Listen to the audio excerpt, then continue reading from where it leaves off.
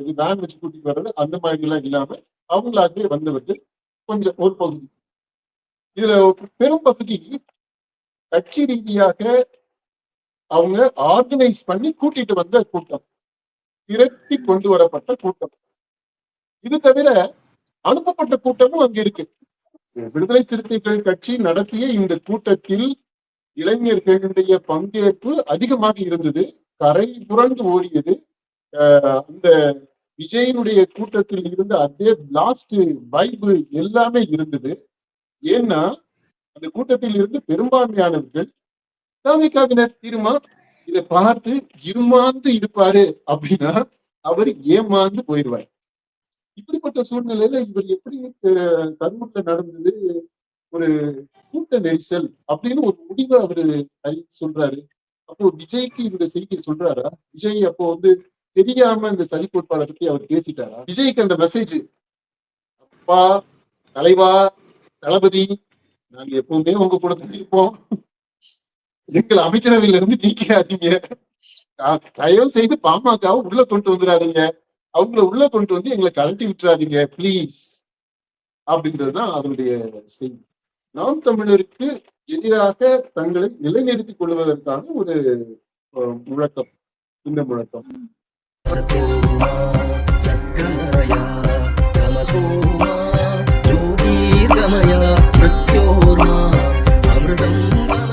உளுந்தூர்பேட்டையில விடுதலை சிறுத்தைகள் கட்சி சார்பில் தமிழ் தேசிய எழுச்சி மாநாடு நடைபெற்றது. இந்த மாநாடு விடுதலை சிறுத்தைகள் கட்சியின் வழக்கமான மாநாட்டுக்கும் இந்த மாநாட்டுக்கும் நிறைய வேறுபாடுகள் இருந்தன. பொதுவாகவே விடுதலை சிறுத்தைகள் கட்சி மாநாடு அப்படிங்கிறது ஒரு நேர்த்தியான முறையில் நடைபெறும். ஆனால் இந்த மாநாடை பொறுத்தவரையில பார்த்தோம்னா திருமாவளவனே மூச்சு திணறி அந்த மாநாட்டுல கலந்து கொள்ளக்கூடிய ஒரு ஆபத்தான சூழ்நிலையும் பார்க்க முடிஞ்சு. இந்த மாநாடு நடைபெற்றது, இந்த அதுல கலந்து கொண்ட கூட்டம் திருமாவளவன் மூச்சு திணறக்கூடிய ஒரு ஆபத்தான சூழ்நிலை உணர்ந்தது, இது போன்ற விவரங்கள் குறித்து நம்ம இந்த காணொலியில பேசலாம். திருமாவளவனவே மூச்சு திணற வைத்த கூட்டம், கட்டுக்கடங்காத கூட்டம், பதற வைத்த கூட்டம், திரட்டப்பட்ட கூட்டம், இல்ல திரண்ட கூட்டம், இந்த மாதிரி என்ன வேணாலும் வார்த்தைகளை சொல்லலாம். அந்த அளவுக்கு இந்த திருமாவளவன் நடத்திய இந்த தமிழ் தேசிய எழுச்சி மாநாடு அப்படிங்கிறது நடந்துச்சு. இந்த கூட்டம் கூட்டப்பட்டதன் பின்னணி என்ன, அதாவது அந்த அளவுக்கு கூட்டம் இருந்தது காரணமா அவரை சுற்றி அந்த தேர்தல் அப்படிங்கறது ஆரம்பிச்சதுல இருந்தே திருமாவளவனை சுற்றி நிறைய விமர்சனங்கள் குற்றச்சாட்டுகள்லாம் வந்துட்டே இருந்துச்சு. குறிப்பா விடுதலை சிறுத்தைகள் கட்சியில் இருக்கக்கூடிய இளைஞர்கள் தாவிக்காவுக்கு போயிட்டாங்க, 20 பேர் தான் இருக்கிறாங்க, 30 பேர் தான் இருக்கிறாங்க அப்படிங்கிற மாதிரியான விமர்சனங்கள்லாம் வைக்கப்பட்டு இருந்துச்சு. இல்ல நாங்க இன்னும் பலத்தோட தான் இருக்கிறோம், எங்க பலத்தை நிரூபிக்கணும் அப்படிங்கிறதுக்காக தான் இந்த மாநாட்டுல இவ்வளவு கட்டுக்கடங்காத கூட்டம் கூட்டப்பட்டதா, தன்னுடைய பலத்தை நிரூபித்து விட்டாரா திருமா? நீங்க கரெக்டா தான் சொல்றீங்க. எனக்கு நீங்க சொன்னதுல முழு உடன்பாடு உண்டு. ஆனா ஒரே ஒரு கரெக்ஷன்ஸ் தான். திருமா மேல குற்றச்சாட்டுகள் இருந்துச்சு, விமர்சனங்கள் இருந்துச்சு அப்படின்றத நீங்க சொல்றீங்க. விமர்சனங்கள் இருந்தது அப்படின்றத நான் ஏத்துக்கிறேன். குற்றச்சாட்டு என்ன குற்றச்சாட்டு அவர் மேல சொல்ல முடியும்? அவருடைய தலைமை சரியில்லை, அதனால கட்சியில இருந்து பிரிஞ்சு போயிட்டாங்க, நிறைய பேர் போயிட்டாங்க, அவருக்கு வாக்கு கிடைக்காமல் போனதுக்கு இவருடைய செயல்பாடுகள் தான் காரணம் அப்படின்ற மாதிரியான குற்றச்சாட்டுகளை சொல்றீங்களா? அப்படி குற்றச்சாட்டுகள் இருந்ததா? ஒருவேளை அவருடைய கட்சிக்குள்ள ஆதரவு கொடுத்தது, அவரை சுற்றிய நிறைய இது இருந்துச்சுல, அந்த அமைச்சர் வரவையில பங்கெடுக்கிறது காலதாமதமான முடிவு, அவர் திமுக கூட்டணியில இருந்து விலகுறதுக்கான நிறைய சப்பக்கட்டுகள் கட்டினது, இந்த போன்ற விஷயங்கள்லாம் குற்றச்சாட்டுகளா வைக்கப்பட்டுச்சுல. ஆமா, அதுக்கும் இந்த கட்சியில அவருடைய தலைமைக்கு சேலஞ்சஸ் இருக்கு அப்படின்றதுக்கும், கட்சி கட்டுக்கோப்பாக இருக்கு அப்படின்றதுக்கும், கட்சியினுடைய அந்த தொண்டர்களுடைய எண்ணிக்கை, அதாவது இந்த விடுதலை சிறுத்தைகள் கட்சிக்கு இருக்கக்கூடிய வாக்கு வங்கி குறையவில்லை அப்படின்றதுக்கும் எப்படி நீங்க முடிச்சு போடுறீங்க? அந்த விமர்சனம் குற்றச்சாட்டு அப்படின்றது இல்ல, எனக்கு அதுல மாற்று கருத்து இருக்கு அப்படின்றத மட்டும் நான் சொல்லிடுறேன். இப்ப இந்த கூட்டத்துக்கு வந்துருவோம். இந்த கூட்டம் நம்முடைய மக்கள் ஆய்வு அதுல இருந்து களப்பணியாளர்கள் இந்த கூட்டத்துல கலந்துக்கிட்டாங்க, இருந்து இதை அப்சர்வ் பண்ணாங்க, ஸ்டடி பண்ணியிருக்கிறோம், டீடைல்டு ஸ்டடி நம்ம பண்ணியிருக்கிறோம். அந்த ஸ்டடியினுடைய அடிப்படையில தான் நான் இதை சொல்றேன். அங்க இருந்த எல்லாரும், அந்த கூட்டம் பெரும் கூட்டம் அப்படின்றது நிச்சயம். அந்த பெரும் கூட்டத்தை திரட்டி காட்ட வேண்டிய அரசியல் நிர்பந்தம் திருமாவுக்கு இருந்துச்சு அப்படின்றது நீங்க சொன்னீங்க. அது உண்மை, அதுதான் அரசியல் யதார்த்தம். அடுத்தது அப்படி வந்த கூட்டத்துல தானாக தன்னார்வத்தோடு தன்னெழுச்சியாக திரண்டு வந்தவர்கள் அப்படின்னு பார்த்தோம்னா அப்படி யாருமே வரல அப்படின்னு சொல்ல முடியாது. கொஞ்சம் பேர் வந்திருந்தாங்க அந்த கூட்டத்துல. ஒரு பகுதி தன்னெழுச்சியாக திரண்டு வந்தவர்கள். அவங்க பணம் கொடுத்து கூட்டிட்டு வர்றது, இந்த மாதிரி கார் வச்சு கூட்டிட்டு வர்றது, இது வேன் வச்சு கூட்டிட்டு வர்றது, அந்த மாதிரி எல்லாம் இல்லாம அவங்களாகவே வந்தவர்கள் கொஞ்சம் ஒரு பகுதி. இதுல பெரும் பகுதி கட்சி ரீதியாக அவங்க ஆர்கனைஸ் பண்ணி கூட்டிட்டு வந்த கூட்டம், திரட்டி கொண்டு வரப்பட்ட கூட்டம். தானாக திரண்டு வரல. ஆர்வம் இருந்திருக்கும், ஆனா இவங்க ஆர்கனைஸ் பண்ணி கட்சி அமைப்பு ரீதியாக அவங்க எல்லாரும் ஒருங்கிணைச்சு கொண்டு வந்திருக்கிறாங்க. அந்த கூட்டம் தான் பெரும் கூட்டம். இது தவிர அனுப்பப்பட்ட கூட்டமும் அங்க இருக்கு. அதாவது யார் அனுப்பியிருப்பா, என்ன சிரிக்கிறீங்க, யார் அனுப்பியிருப்பா அப்படின்றத நம்ம கெஸ் பண்ண முடியும். திமுக கண்டிப்பா அனுப்பியிருக்க மாட்டாங்க, பெருங்கூட்டத்தை காட்டட்டும் அப்படின்ட்டு. இல்ல சதி கோட்பாடு அப்படின்னு ஒண்ணு இல்லாத வரைக்கும் திமுக அனுப்பியிருக்கிறதுக்கு வாய்ப்பு இல்லை. அதிமுக அனுப்பியிருக்க மாட்டாங்க. ஆட்சி யார் கூட சேர்ந்து ஆட்சியில பங்கு எடுத்திருக்கிறாங்களோ, இந்த தமிழ்நாடு அந்த அரசுல பங்கெடுத்து தமிழ்நாட்டை நிர்வகிக்கிறாங்களோ அவங்கதான் அனுப்பி இருக்கணும் இல்லையா? அந்த மாதிரி 3 வகையான தொகுதிகளை நம்ம பார்த்தோம். மக்கள் திரள நம்ம அங்க பார்க்க முடிஞ்சது அப்படின்றத நாம் பதிவு பண்றோம். திருமாவளவன் இந்த கூட்டம் மாநாடு முடிந்த பின்னாடி ஒரு நேரடியில பேசினப்ப அவர் சொன்னாரு, நாங்களே எதிர்பார்க்காத கூட்டம்ங்கிறது லட்சக்கணக்கில் கூடியிருந்தாங்க. குறிப்பா ஜென்சி இளைஞர்கள் கூடியிருந்தாங்க. 20ல இருந்து 30 வயதுக்குள்ள ஒரு இளைஞர்களும் அதிக அளவுல பங்கேற்றிருந்தாங்க அப்படிங்கறத அவர் சொல்லியிருக்கிறாருப்பா. இந்த அதுமே அவங்களுடைய அந்த கொள்கை, அவருடைய ஸ்லோகன் அப்படின்னா அந்த அடங்க மறு அத்துமீறு, இந்த இதுக்கு ஏத்த மாதிரிதான் அங்க அவ்வளவு திருமாவளவனுமே நம்ம சொல்றாரு, ஒழுங்கா இருங்க, அப்படி ஏறாதீங்க, மேல ஏறாதீங்க, அந்த மாதிரிலாம். ஆனா அதையும் மீறி அவங்க அந்த பிளாஸ்ட் வைப் பண்ற அந்த மூட்லதான் இருந்த மாதிரி இருந்துச்சு. ஏற்கனவே இந்த தாவேகா பிரச்சாரம் பண்றப்போ அவர் என்ன பண்றாரோ அதையேதான் திமுக காரங்க எல்லாம் பண்ணிட்டு இருந்தாங்க. அது எடுபடல, தாவேகாவுக்கு மட்டும்தான் அது எடுபட்டுச்சு. அதேதான் இவரும் ஃபாலோ பண்றாரோ அப்படிங்கறதும் எழுதலப்பா இதெல்லாம் பாக்குறப்போ. ஆமா, நீங்க அடுத்த தொகுத்து சொல்லிட்டீங்க. அதுல நான் மாறுபட்ட கருத்து சொல்றதுக்கு ஒண்ணுமே கிடையாது. நீங்க சொல்றது முழுக்க முழுக்க நான் அதுல உடன்படுறேன். இது தாவிகா ஸ்டைல்ல நடத்தப்பட்ட ஒரு கூட்டம். விஜய் ஸ்டைல்ல திரும்ப தன்னை முன்னிலைப்படுத்துறாரு.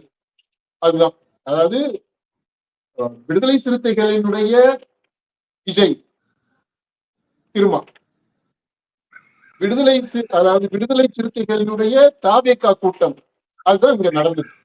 இப்போ நடந்தது விடுதலை சிறுத்தைகள் நடத்துகின்ற ஒரு தாவேகாவினுடைய கூட்டம். அதுதான். அதுல என்னன்னா கணிசமான அந்த ஜென்சின்னு நீங்க சொல்றீங்க பாத்தீங்களா, அந்த ஜென்சியில கணிசமானவங்க தாவேகாவை சேர்ந்தவங்க. அவங்க எதுக்கு வந்தாங்க அப்படின்னா, இப்ப எல்லாருமே ஒண்ணு சேர்ந்துட்டாங்க இல்லையா, ஏறத்தாழ ஒரே கட்சி மாதிரி ஆயிடுச்சு. Thiruma should not get deceived. இந்த கூட்டத்தை பார்த்து அவர் மயங்கிடக்கூடாது, புத்தி பிறன்றக்கூடாது. ஏன்னா இந்த ஜென்சின்னு கொண்டாடுறாரு பாத்தீங்களா, அவருக்கே வியப்பாக இருக்குது பாத்தீங்களா. இந்த ஜென்சி வந்துக்கிறாங்க அப்படின்னா அதுல பெரும்பான்மையானவர்கள் தாவேகாவை சேர்ந்தவர்கள். ஏன் தாவேகாவை சேர்ந்தவங்க? நம்ம முதல்ல 3 கேட்டகரி ஆஃப் கிரௌடு வந்ததை நம்ம சொன்னோம். அது இல்லாம இந்த இளைஞர்கள் ஜென்சி வந்திருந்தாங்க அப்படின்னா அவங்க இப்போ நம்ம கட்சி ஆயிடுச்சு, நம்ம தோழமை கட்சி கூட கிடையாது. ஏன்னா அமைச்சரவையில பங்கு, இது தாவேகாவுடைய அமைச்சரவை, அவங்களுடைய தலைமையில் நடக்கக்கூடியதுனாலும் இது விஜயினுடைய அரசு அப்படின்னு வச்சுக்கிறோம். விஜய் அரசு நடக்குது, அந்த விஜய் அரசுல இவங்க பங்கேற்கிறாங்க. அப்போ இவங்களுமே விஜயினுடைய அரசுல பங்கெடுக்கக்கூடிய, விஜய் தலைமை ஏற்று நடத்துகின்ற தாவேகா கட்சியினுடைய பங்கேற்பாளர்களாக, தோழர்களாக, அவங்களோட சேர்ந்து அதிகாரம் எல்லாத்தையும் பங்கு போட்டுக் கொள்பவர்களாக, அப்படி அந்த அளவுக்கு நெருக்கமாக வந்துட்டாங்க இல்லையா. அப்போ இது அண்ணன் தம்பி தோழமை கட்சி அப்படின்றதையும் தாண்டிய ஒரு உறவு.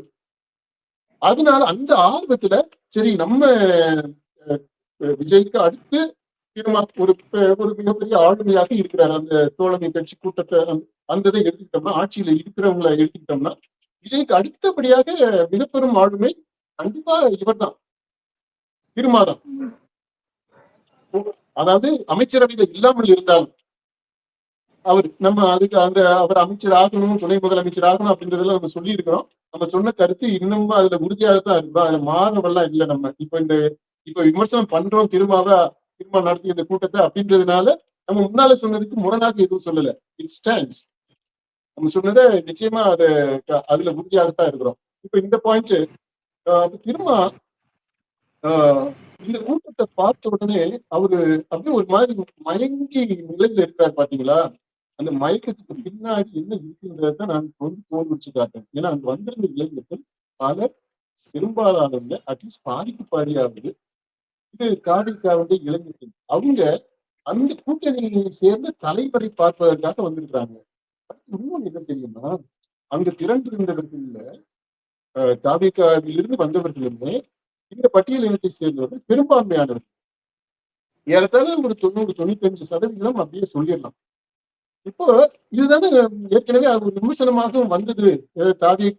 தாவிகா விஜய் வந்து அவருடைய எழுச்சியை தொடர்ந்து பட்டியல் இனத்தை சேர்ந்த இளைஞர்கள் எல்லாருமே அப்படியே இங்க போயிட்டாங்க, தாவிகா பக்கம் போயிட்டாங்க, விசிகாவில் இருந்தவங்க கூட அந்த பக்கம் போயிட்டாங்க அப்படின்றது தானே சொன்னாங்க. அதுதான் நீங்க விமர்சனம்னு மீன் பண்ணீங்கன்னு நினைக்கிறேன். இதையும் சேர்த்திருப்பீங்க நீங்க. இப்போ இந்த மாதிரி ஒரு எக்ஸடஸ் நடந்தது இருக்குது இல்லையா, அது இப்போ திரும்பி இவருக்கு வரல. இந்த பாயிண்ட் முக்கியமான பாயிண்ட்.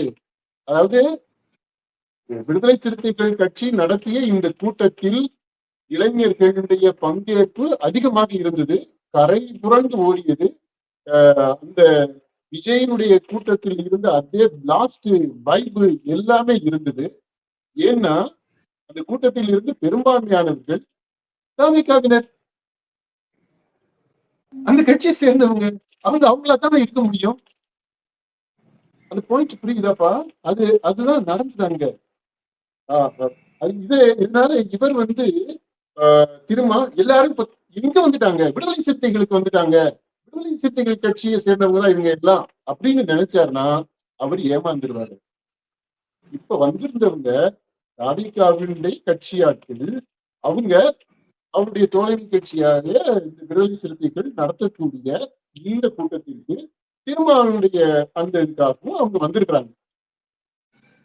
அந்த பாயிண்ட் நான் தெளிவா சொல்லிட்டு இருக்கிறேன்னா, ஏன்னா இந்த பாயிண்ட ஏறத்தாழ எல்லாருமே, அதாவது இந்த கருத்து சொல்லக்கூடிய அந்த ஆய்வாளர்கள் எல்லாருமே இதை மிஸ் பண்ணிருக்கிறாங்க. ஏன்னா இந்த பாயிண்ட் ஏன் நான் என்னால சொல்ல முடியுது அப்படின்னா, களத்துல இருந்து வந்த நம்முடைய மக்கள் ஆய்வு, அந்த களப்பணியாளர்கள் அவங்க ஆய்வு செய்து கொடுத்த அந்த தரவுகள் அடிப்படையில் நம்ம இதை சொல்றோம். இந்த திருமாவளவன் பொதுவாகவே ஒரு பிரஸ் மீட் அப்படின்னு எடுத்துக்கிட்டா கூட குறைந்தது ஒரு 5 நிமிடத்திலிருந்து அதற்கு மேலதான் ஆகும். குறைந்தது 5 நிமிடமாச்சும் பேசிடுவார். ஆனா இவ்வளவு பெரிய மாநாட்டுல அவர் தன்னுடைய உரையை வந்து ஒரு 3 நிமிடத்திலே முடிச்சுக்கிட்டாரு. அதற்கு என்ன காரணம் அப்படின்னு சொல்லிட்டு அவர் சொல்றாருன்னா, அங்க இருக்கக்கூடிய ஒரு ஆபத்தான ஒரு சூழ்நிலையில இன்னும் சிறிது நேரம் கூட என்னுடைய உரையை நீட்டி இருந்தால் அது மிகப்பெரிய ஒரு அசம்பாவித சூழ்நிலையை வந்து ஏற்படுத்தி இருக்குதோ, அங்க இருக்கக்கூடிய ஒவ்வொரு மக்களும் பாதுகாப்பாக வீட்டுக்கு செல்ல வேண்டும் அப்படிங்கறதா என்னுடைய ஒரே எண்ணமா இருந்துச்சு. அதனால என்னுடைய உரையை வந்து நான் சீக்கிரமே முடிச்சுக்கிட்டேன். அந்த கரூர் சம்பவத்தோட ஒப்பிட்டுதான் சொல்றாரு. அது போல ஒரு சம்பவம் வந்து இங்க நிகழ்ந்திருக்கும், அப்படி ஒரு ஆபத்து அங்க இருந்துச்சு, அத வந்து அங்க நேர்ல பார்த்தவங்களுக்கு தான் தெரியும். அந்த பய உணர்வையும் மீறி இந்த இளைஞர்கள் வந்து என்னோட புகைப்படம் எடுப்பதற்கு அவ்வளவு ஆர்வத்தை காமிச்சாங்க அப்படிங்கறதையும் அவர் குறிப்பிட்டு சொல்றாருப்பா. அதாவது திரும்ப என்ன சொல்ல வர்றாரு அப்படின்றது அவருக்கு தெரிஞ்சுதான் சொன்னாரா, அவர் பேசுறது என்ன அப்படின்றது தெரிஞ்சு பேசினாரா என்னன்னு எனக்கு தெரியல. இந்த விஷயத்துல அவர் கொஞ்சம் தடுமாற்றமா தான் சொல்லி இருக்கிறாரு. கரூர் விஷயத்தை எதுக்கு இங்க கொண்டு வந்தாருன்னு தெரியல. கரூர்ல நடந்த இந்த ஸ்டாம்பீடுன்றத ரெஃபர் பண்றாரு. ஆனா இப்போ இந்த கேஸ் என்ன நடந்துகிட்டு இருக்கு அப்படின்னா, ஒரு பக்கம் இந்த ஸ்டாம்பீடு கூட்ட நெரிசலில் மரணம், இன்னொரு பக்கம் இது வந்து சதி, திமுக செய்த சதி. அதுல இருந்து குறிப்பிட்ட நபர் பேர்கள்லாம் சொல்லியே கூட இவங்க செய்த சதி அப்படின்றதுதான் ஒரு கோர்ட்ல கேஸா போய்கிட்டு இருக்கு. அது வந்து விசாரணைகள் இன்னும் நடந்துட்டே இருக்கு.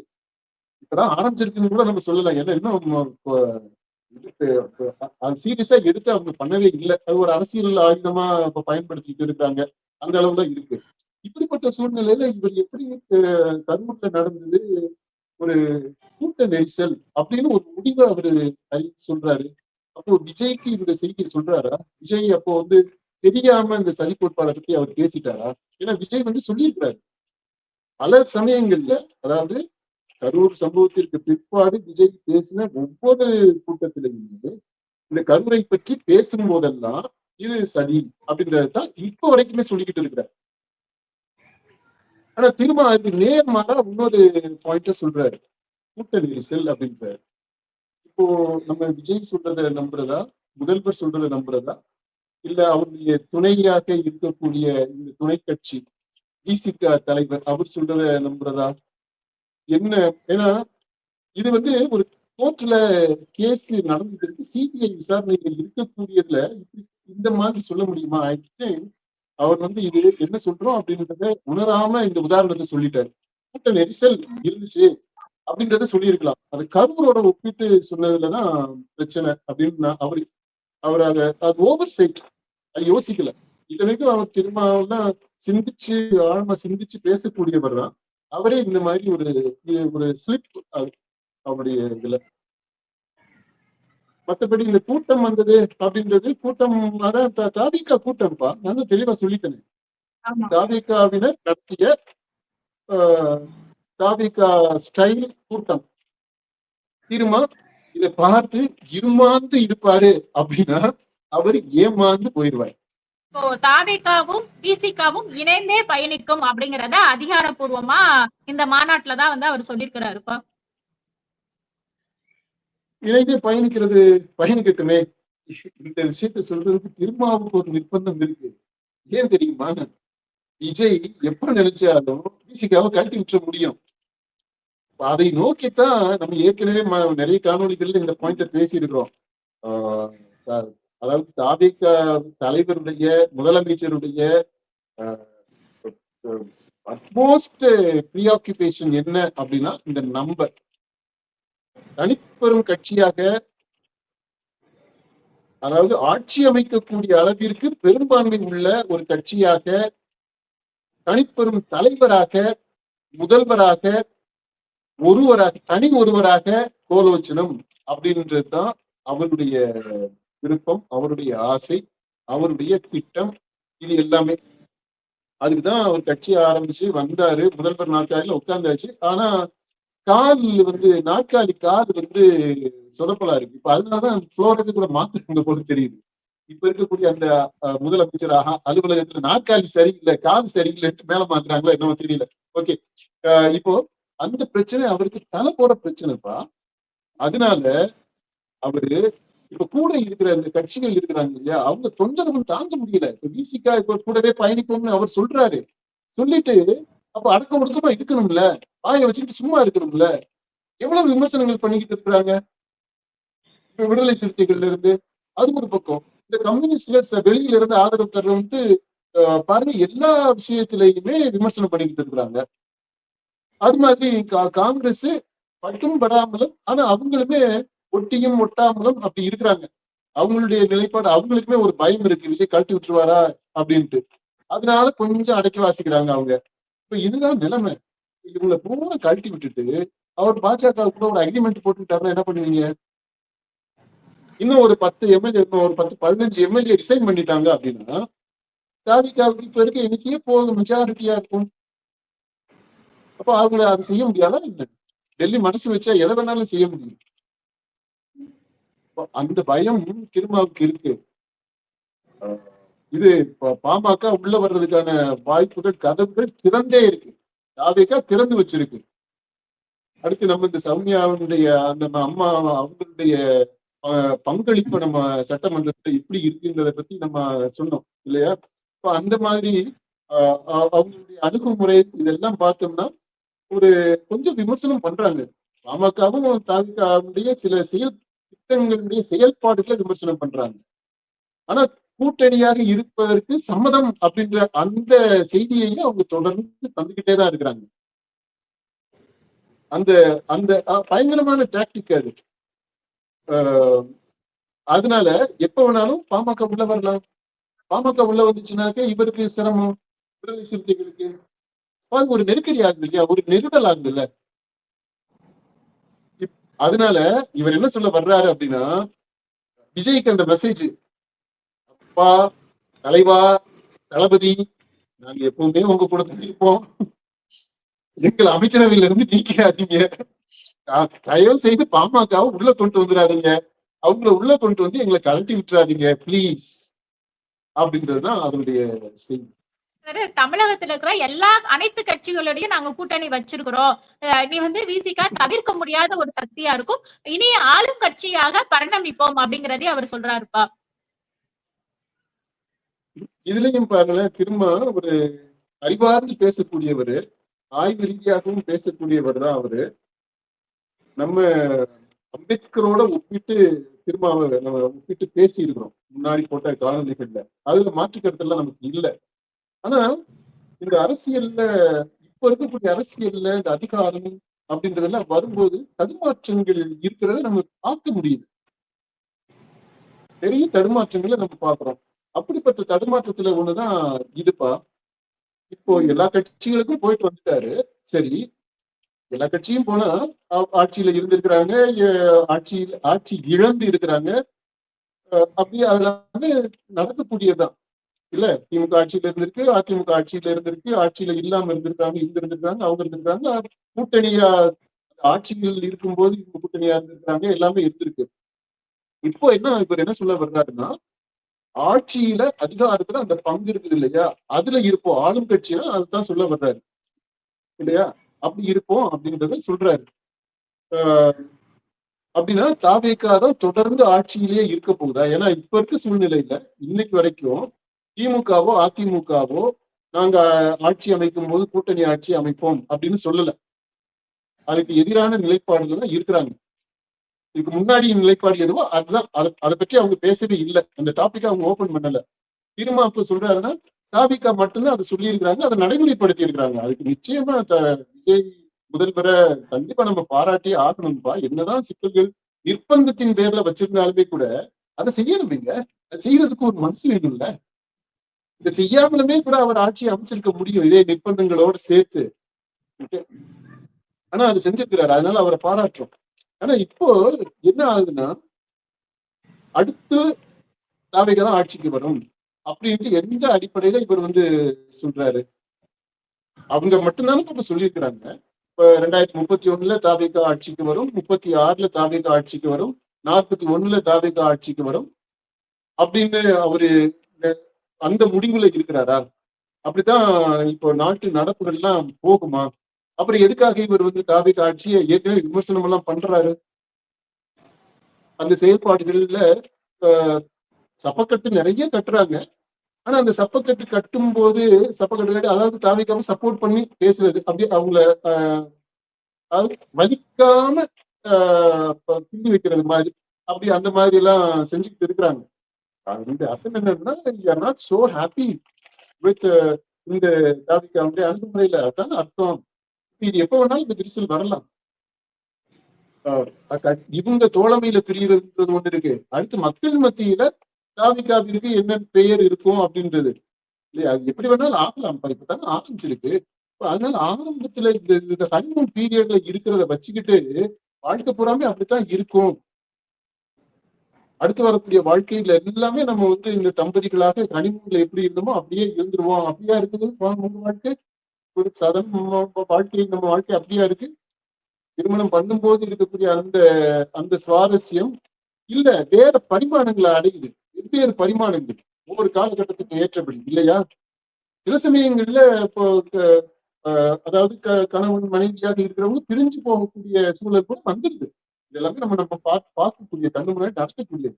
ஆனா இந்த விஷயங்களை தான் தெரிஞ்சு அவர் பேசி இருக்கணும். அது ஒவ்வொரு எழுத்துல அவருமே பிளாஸ்ட் பண்ற அந்த வைப் பண்ற மோட்ல இருந்துட்டு தான் அந்த ஸ்டேட்மெண்ட்ஸ் எல்லாம் சொல்லி இருக்கிறார். தமிழ் தேசியம் அப்படிங்கறத பொதுவா சீமான் தான் கையில எடுத்து அதுக்கு மாநாடு நடத்துறது. அதிகமா தமிழ் தேசியத்தை பத்தி அவர் தான் பேசுவாரு. இப்போ திருமாவளவன் இந்த தமிழ் தேசியத்தை கையில எடுத்து தமிழ் தேசிய மாநாடு அப்படிங்கறத நடத்தி இருக்கிறாருலப்பா. இது திருமா தமிழ் தேசியத்துக்கு எதிரானவர்கள் இல்ல. ஆனா தமிழ் தேசியத்தையும் தலித் தேசியத்தையும் இணைச்சு பார்க்கணும் அப்படின்ற ஒரு நிலைப்பாடு அவருடைய நிலைப்பாடு. தமிழ் தேசியத்தை அவர் விட்டு கொடுக்கறதெல்லாம் இல்லை. ஆனா இன்றைக்கு சூழ்நிலை எப்படி ஆகி போயிடுச்சுன்னா, இந்த விடுதலை சிறுத்தைகளுக்கும் நாம் தமிழருக்கும் இடையில ஒரு கோல்டு வார் போய்கிட்டே இருக்கு. தொடர்ந்து நடந்துட்டே இருக்கு. சீமானுக்கும் திருமாவுக்கும் இடையில ஒரு ஆளுமை போராட்டம் நடந்துகிட்டு இருக்கு. ஒரு ஈகோ வார் அது நடந்துகிட்டு இருக்கு. கட்சி ரீதியாகவுமே இப்ப இந்த செயல்பாடுகள்னு வரும்போது, கிரவுண்ட்ல செயல்பாடுகள்னு வரும்போது அந்த தொண்டர்களுக்கு இடையிலுமே கூட அந்த போராட்டங்கள், மோதல்கள் இருக்கு. மோதல் இல்லாட்டினாலும் இந்த விரிசல் இருக்கு, உரசல் இருக்கு. இப்போ இது அதனுடைய நீட்சியாக, அதனுடைய வெளிப்பாடாகத்தான் இந்த தமிழ் தேசிய முழக்கத்தை அவர் கையில எடுத்திருக்காரு. இந்த முழக்கம் அப்படின்றது இன்றைக்கு நாம் தமிழருக்கு எதிராக தங்களை நிலைநிறுத்திக் கொள்வதற்கான ஒரு முழக்கம் இந்த முழக்கம். மற்றபடி இன்னைக்கு சூழ்நிலையில தமிழ் தேசியத்தை பற்றி பேசுவதற்கான தேவையே இல்லை. தமிழ் தேசியத்தை பற்றி பேசுறது காரணம், ஒரே காரணம் வந்து இந்த நாம் தமிழரோடு இவங்களுக்கு இருக்கக்கூடிய அந்த முரண்பாடுகள் இருக்கு இல்லையா, நம்ம சொன்னோம் இல்லையா, அதனுடைய ஒரு வெளிப்பாடு. ஹி வாண்ட்ஸ் டு கன்சாலிடேட் அந்த தமிழ் தேசியம் அப்படின்றத. திருமாவளவன் இன்னும் அதுல இருந்தாலும் விலகி கிடையாது. தமிழ் தேசியத்தினுடைய ஒரு முகம்.